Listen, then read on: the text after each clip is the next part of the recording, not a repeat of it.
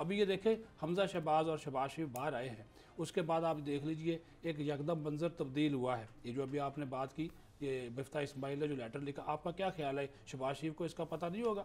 जिस दिन उन्होंने कहा कि ये इस इंतखाबी मवाद की जो हिफाजत की जाए, उसी दिन शहबाज शरीफ का भी बयान आ गया। पहले मिफ्ता का आया, फिर शहबाज शरीफ का आया कि इसकी हिफाजत की जाए। अगले दिन जो है वो उन्होंने दूसरा लेटर लिख दिया मिफ्ता इस्माइल ने। तो ये सारी चीज़ें चल रही है। और अभी एक और डेवलपमेंट सुन लीजिए, इसी वजह से मना किया शहबाज शरीफ ने और हमजा शहबाज ने कि हम अदम एतमाद की तहरीक नहीं लाएंगे, जिसके ऊपर पीपल्स पार्टी जोर दे रही। किसके खिलाफ? बुज़दार के खिलाफ। हालांकि तरीन के लोग भी इस वक्त मैदान में थे, खुद काफ लीग जो चौधरी परवेज़ लाई थे अंदरून खाना, वो कह रहे थे मुझे वज़ीर आला बनाओ, मैं तो तैयार हूँ, लेकिन कहा जी नहीं, बुज़दार के खिलाफ अदम एतमाद की तहरीक नहीं लानी। यही सूरत हाल यहाँ पर पैदा हुई।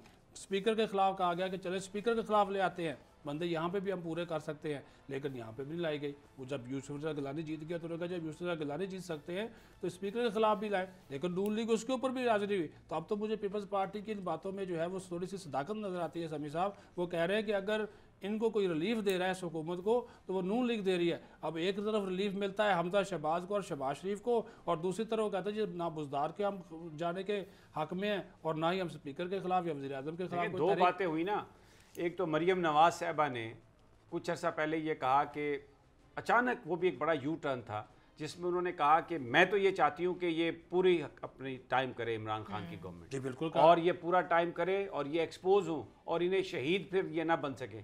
बड़ा एक बहुत बड़ा यू टर्न था। मरियम साहबा ये कहती रही पहले कि जी दिसंबर तक गए, जनवरी तक गए, ये एक बहुत बड़ी बात थी। लोगों ने इसको भी कहा कि ये क्या। फिर शहबाज शरीफ साहब बाहर आए। अच्छा, अभी तक अगर आप गौर से देखें तो बाहर जो बैठे हुए नवाज शरीफ साहब हैं, उन्होंने सिर्फ इस बात पर तनकीद की है पाकिस्तान की एस्टेब्लिशमेंट पर, और नाम भी लिए कुछ लोगों के कि जी ये मुझे निकाल के तो इमरान खान साहब को बिठा दिया गया। उनका मुकदमा नवाज शरीफ साहब का तो ये है कि मैं ताबेदार था, बड़ी ताबेदारी से सारा काम कर रहा था, मुझे क्यों निकाला? यानी मैंने किया क्या? मैंने आपकी शान में गुस्ताखी की क्या जो आपने मुझे निकाल दिया? और ये जो सारी कहानी थी, देखिए ना, पहला आपने धरना दिया, उसके नतीजे में नवाज शरीफ साहब बाहर चले गए। उनके लिए ये बेस्ट ऑप्शन थी कि जी एक दफ़ा बाहर चला जाऊं और फिर जब ये हालात ठीक होंगे, चीज़ें इस तरह से होंगी, नाअहली गुजर जाएगी, एक टर्म की अगर होगी तो फिर उसके बाद वापस आके तो बजाय इसके कि जेल में बैठा रहूं, वो काम करता रहूँगा। और दूसरा, अपनी बेटी को अगर लॉन्च करता हूँ पाकिस्तान में एक एहतजाजी सियासत के नाम पर, तो उसका पॉलिटिकल इमेज ऐसा होगा कि अभी मोहतरमा बेनज़ीर भुट्टो के